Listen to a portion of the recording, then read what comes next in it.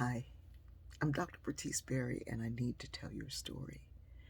If you've been paying attention to these, you know that when I say I need to tell a story instead of want to tell a story, that it's not really a story that I want to share, but it's one I feel I have to share.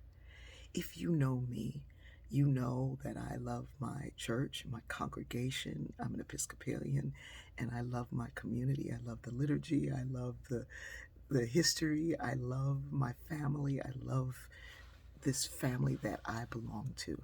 I really, really do. It wasn't always that way. For about 10 years, I told myself that I was never going to church again. I thought of God as a really good looking, fine man with really bad children. And either he wasn't really the daddy or he wasn't that great of a father because his kids were really bad. And I had a reason for that.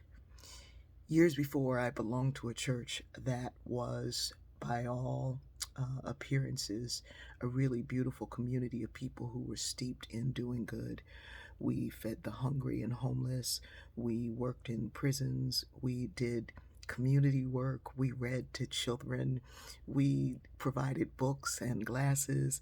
But the we were individual people stepping out to do things that made all the sense to the gospel. They were justice things, and they were loving things and compassionate things, and they made a lot of sense. But then I found out that this small congregation, when you looked more closer and you got closer in it, that it rivaled Nexium in the inner circle leadership.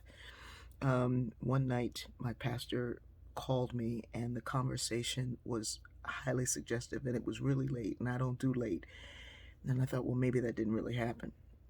And then it continued, and the conversations quickly went from suggestive to lewd, and from lewd to downright disgusting. And I was frozen and immobilized, and I wondered, what am I going to do? My whole family attended this church. I had brought many of my friends and neighbors to this congregation, and now here I was in a state of, this is not right. I can see it. What do I do? Once I spoke it out loud to my mother after a month of contemplating all of this, because it just kept getting worse. Once I spoke it out loud, then others began to speak the truth out loud as well, and it became painfully obvious, and we left immediately. When we left, others left, and then we became the target of whatever he felt that we needed to be targeted for, and it was not pleasant, and it still isn't pleasant talking about it. These people are alive and walking around, and they don't like me. Sometimes it's difficult separating really bad actors from a great play. And when you are introduced to love in a true sense, and you've been in a really, really bad relationship, it is difficult to trust that it can be what it is, especially if you have an open heart. There are those who are here to cause this kind of chaos and destruction.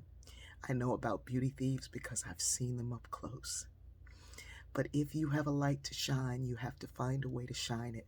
And the best way to shine is in a community of beautiful people, shining brightly, avoiding the chaos, the mayhem, the destruction that others would like to create. When I see drama, confusion, chaos, dissension, I move in another direction. I know what that looks like. But when I see love, when I see real love, I run wholeheartedly into it. I think that some of what we've been doing is playing to the bad actors. We keep trying to encourage them and prop them up and put them in a good suit and make sure they're okay, while the folks who have held the beautiful thing together with their kindness, their goodness, and their love, and they've been used and abused to the point of never wanting to do it again, we find a hard time to play to them. Someone said, why don't you just do these in the afternoon and get your writing and such done in the morning? And I said, because I know that there are so many good actors who have to start their day early. I hear from healthcare providers and priests and deacons, and I hear from folks who've got to leave their houses early to work in a grocery store, to hold their face and their head high in the midst of the chaos and the drama. These bad actors who sometimes lead the whole play are not going to be around forever. And we have to continue to run to love, to run to the truth, to embrace it as we did wholeheartedly when we were in that bad relationship.